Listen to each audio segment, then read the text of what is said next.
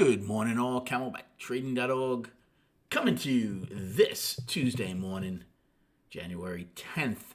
We are looking at Window Trader's market profile of the ES and SPY. So first and foremost, let's keep in mind you have your Lord Highness Jerome Powell speaking. I believe 9 a.m. Eastern time. So make sure if you're trading pre-market to keep an eye on that. Now, in 5 trading days this year, we've gapped higher 3 of them. Yep, and all 3 got filled. Well, today looks like it could possibly be our first downside gap of 2023. Then the question is, do we hold that? We had a trend day down yesterday, and we had a trend day up on Friday, right? Triple distribution Friday, double yesterday. I said after last night, A's low is my line in the sand.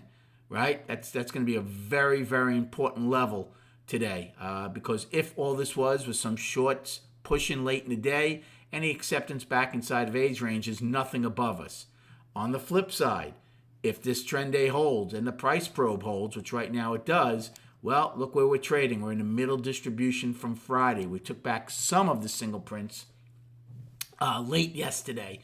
So now we'll see if we get into the middle distribution, and do we possibly take back the whole trend day?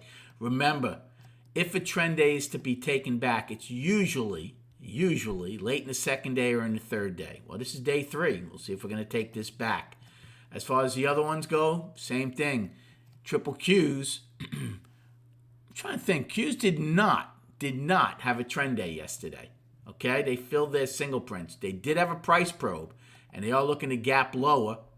Remember, they filled their upside gap yesterday, late in the day. Now they're looking to gap lower. They're still in their upper distribution for now from Friday.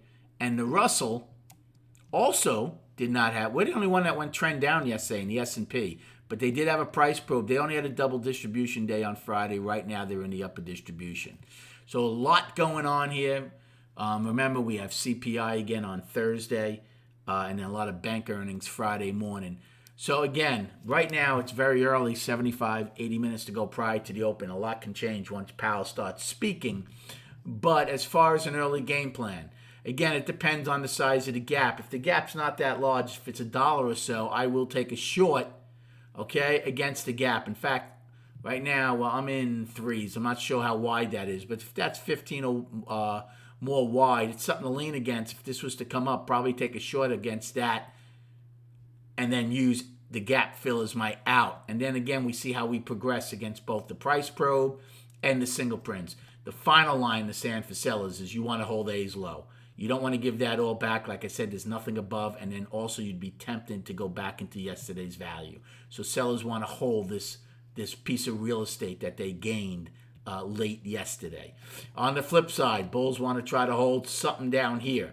So again, if you're taking a short against the gap, maybe the first time you take a long against the lowest distribution. These are 3 separate days. We're in the middle day right now. Maybe if they take back the single prints, see if we don't get acceptance into the lowest distribution, maybe along the first time. But remember, if you take that trade, it's going to be both with lower value for sure and possibility of a gap and the indices all in favor of the sellers. So that might just be an initial response for a buy down there, okay?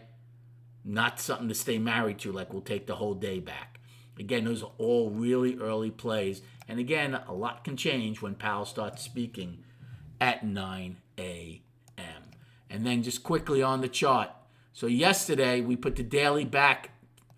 We were up on the daily. Now, we take out yesterday's low. We're going to be coming into balance. How big is the balance? Initially, it will be Friday, Monday, Tuesday, a 3-day balance. Again, it depends how much we take back from Friday. It could become a bigger balance. We failed at the 50, and right now we're trading right at the 20-day moving average. Again, we didn't know if this 20 crossing the 50 was going to provide a nice little chance for the sellers to go make lower lows on the year. The last 2 days looks like the buyers were going to attempt to take some control, but right now on the verge of giving it back. Thanks for the likes and subscribing. Good luck trading today, and we'll recap at 4 p.m.